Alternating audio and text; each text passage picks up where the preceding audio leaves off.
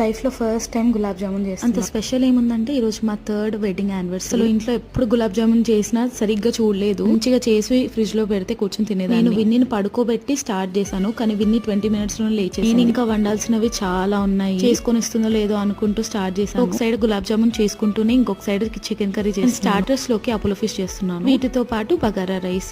వీడియోలో చూస్తుంటే 10 seconds లో అయిపోయింది, కానీ నాకు కంప్లీట్ చేయడానికి ఆల్మోస్ట్ 3 hours పట్టింది. సో శ్రీమాన్ వచ్చే లోపల డైనింగ్ టేబుల్ మీద మొత్తం సెట్ చేసి పెట్టేసాను. ఎవ్రీ టైం కేక్ అలా ప్లాన్ చేసేదాన్ని, ఈసారి అసలు కేక్ పైన ఇంట్రెస్ట్ కూడా లేదు. ఎందుకంటే ఆల్మోస్ట్ ఒక 1 week నుంచి ఫుల్ జంక్ తింటూ ఉన్నాను. నేను ఏమేం చేశానో చూపిస్తాను. Liver fry, Apollo fish, chicken curry, bagara rice and gulab jamun. Last year యానివర్సరీకి బాగా రెడీ అయ్యి బయట నుంచి ఫుడ్ ఆర్డర్ పెట్టుకొని తిన్నాను. కానీ ఈసారి కంఫర్టబుల్ డ్రెస్ వేసుకొని హాయిగా మంచిగా చల్లగా గాలి వస్తుంది విండోలో నుంచి, అలా మాటలు మాట్లాడుకుంటూ తింటున్నాం. ఇంకా కేక్ ఎలాగో తెచ్చుకోలేదు కాబట్టి అలా ఫుడ్ పెట్టుకొని హ్యాపీ యానివర్సరీ చెప్పుకుంటున్నాము. గులాబ్ జామున్ కూడా చాలా నచ్చింది శ్రీమాన్. సో అలా అయిపోయింది మా యానివర్సరీ.